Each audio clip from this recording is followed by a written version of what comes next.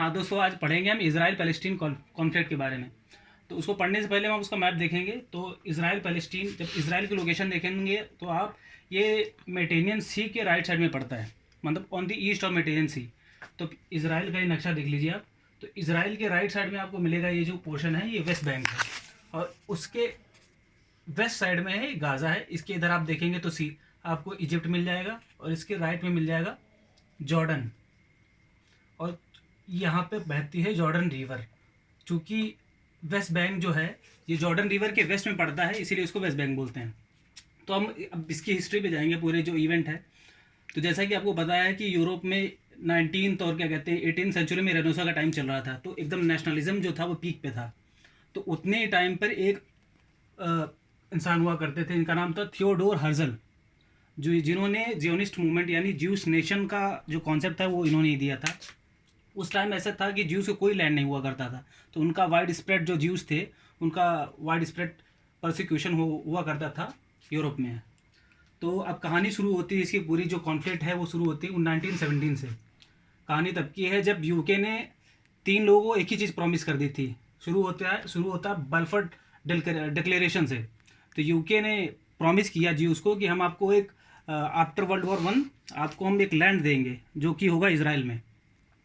उस समय खैर इसराइल का नाम कुछ नहीं था, पर बोला था आपको ज़मीन देंगे कहीं पे भी। फिर उतने टाइम पे उन्होंने प्रॉमिस किया था फ्रांस से भी, रशिया से भी, कि हम आप जो पूरा ओटोमन एम्पायर है उसको हम 2 हिस्सों में बांटेंगे। और उसी टाइम पे जो अरब नेशनल नेशंस थे उनको भी बोला था कि पैलेस्टीन हम आपको दे देंगे। तो आप देख सकते हैं कि वही एक एक चीज़ आपको 3 लोग बोलोगे तो इसका मतलब आपको देने का पहले से मन नहीं था। तो फिर क्या हुआ, वर्ल्ड वॉर 1 आ गया। उस ख़त्म जब हो गया तो उसके बाद ह्यूज माइग्रेशन शुरू हो गया।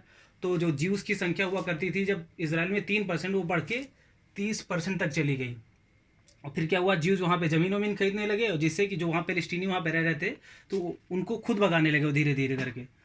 फिर क्या हुआ, धीरे धीरे आया वर्ल्ड वॉर 2 हमारा। वहाँ पे आपको पता होगा हिटलर ने बहुत ज़्यादा होलोकॉस्ट किया था, और करीब 42 लाख जो ज्यूज़ थे उनकी हत्या हो गई।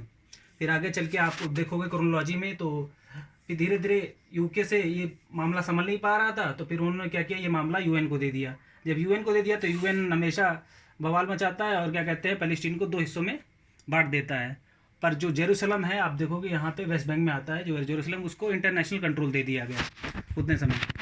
फिर उसके बाद आता है, जैसे उन्होंने क्या 2 हिस्सों में बांटा, तो उतने समय ही जितने अरब नेशन थे उन्होंने इसराइल के खिलाफ वॉर छोड़ दिया, जिसको फर्स्ट अरब इसराइली वॉर बोलते हैं। तो इस वॉर में हालांकि जितने भी अरब नेशन थे उन्होंने हमला इसराइल पे किया, पर इसराइल वो वॉर जीत गया। और जीतने के बाद क्या हुआ, जो पूरा पैलेस्टीन था उस पर लगभग इसराइल का कब्जा हो गया।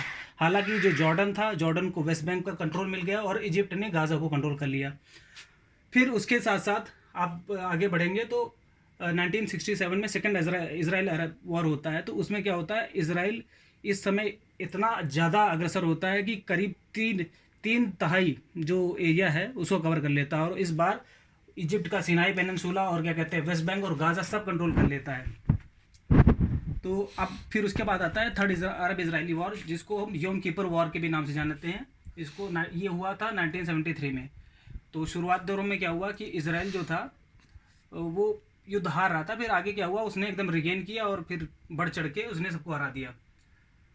इन सब वॉर के बाद एक इम्पॉर्टेंट इवेंट आता है जिसको कहते हैं कैंप डेविड अकॉर्ड, वो 1978 में हुआ। तो इसका इम्पोर्टेंस ये था कि जो इसराइल था उसने जो 1973 में जो 1967 में जो सेकेंड अरब इसराइली वॉर हुआ था, जिसमें इसराइल ने सिनाई पेनिनसुला को कॉन्कर किया था, उसको वापस किया इजिप्ट को। पर इन रिटर्न क्या हुआ, इजिप्ट ने पहली बार इसराइल को रिकॉग्नाइज़ किया, और इजिप्ट पहला नेशन बना जिसने इसराइल को रिकॉग्नाइज़ किया। जिसके लिए ऐसा हुआ कि वहाँ के जो प्रेसिडेंट थे उनकी हत्या भी हो गई थी, क्यों उन्होंने इसराइल को रिकॉग्नाइज़ किया। फिर इसके बाद शुरू होता है फर्स्ट इंतिफादा, जिसको कहते हैं अपराइजिंग, पहली अपराइजिंग। ये शुरू हुई 1993 में। ये शुरू कैसे हुई कि यहाँ पे एक बहुत ही नेशनलिस्ट, जिसको कहते हैं टेररिस्ट ग्रुप का नाम दिया गया, जिसका नाम था हमास, उसका उदय हुआ, उसका राइज हुआ। तो इसी बीच में क्या हुआ, ये करीब चला 5 साल इनका राइज चलता रहा। और इनकी हमास की ऐसी स्ट्रेटजी थी, बोलते थे कि इसराइल को तो यहाँ पे होना नहीं चाहिए, और साथ ही साथ एक डेमोक्रेटिक रिप्रेजेंटेटिव भी था जिसको कहते हैं पैलेस्टीन लिबरेशन ऑर्गेनाइजेशन, जो कि 1964 में बना था। वो भी चाहते थे अपना लैंड पर डेमोक्रेटिक तरीके से। फिर आगे चल के हुआ ओस्लो कॉन्फ्रेंस, जो कि बहुत ज़्यादा इंपॉर्टेंट है, ये 1993 में हुई, जिसका निर्णय ओस्लो अकॉर्ड से हुआ है। इसका महत्व इसलिए ज़्यादा है क्योंकि जो पीएलओ था, पीएलओ को ऑफिशियली रिकॉग्नाइज़ किया गया इसराइल के द्वारा, और क्या कहते हैं, इसराइल को पीएलओ के द्वारा रिकॉग्नाइज़ किया गया और पीएलओ को भी इसराइल के द्वारा रिकॉग्नाइज़ किया गया। फिर क्या हुआ, और इसके मेन लीडर हुआ करते थे यासिर अराफात। फिर इसके बाद क्या हुआ, जो पैलेस्टीन में एक सेल्फ रूल शुरू हो गया, कहाँ पे, वेस्ट बैंक और गाज़ा में। फिर क्या हुआ, अब सेकेंड इंतिफादा की शुरुआत होती है कब, 2000 में, जब इजरायली प्रेसिडेंट थे वो करीब 1000 अपने गार्ड्स लेकर टेम्पल माउंट में चले गए, मतलब जो इनका सेक्रेट प्लेस था यहाँ पे चढ़ गए। तो फिर वहाँ के जो भी हमास, जो अपने जैसे पढ़ा कि 1987 में जिसका राइज हुआ था, उसने फिर क्या कहते हैं, बम गोले दागना फिर से शुरू कर दिया। तो करीब 5 साल तक वायलेंट प्रोटेस्ट चले। पर इस समय क्या हुआ, इसराइल में एक राइट विंग पॉलिसी आ गई कि हम ज़्यादा इस पचड़े में पड़ेंगे नहीं, बल्कि अपने जितने भी सोल्जर्स हैं वो गाज़ा से निकाल लेंगे। फिर ऐसा हुआ कि चूँकि जब इसराइल गाज़ा से निकल गया तो ऐसा हुआ कि वहाँ पे इलेक्शंस हो गए। इलेक्शन में 2 पार्टी खड़ी थी, एक तो पहली हमास हुई जो टेररिस्ट ग्रुप था, और एक था पीएलओ का रिप्रेजेंटेटिव जिसे कहते हैं फतह, अल फतह।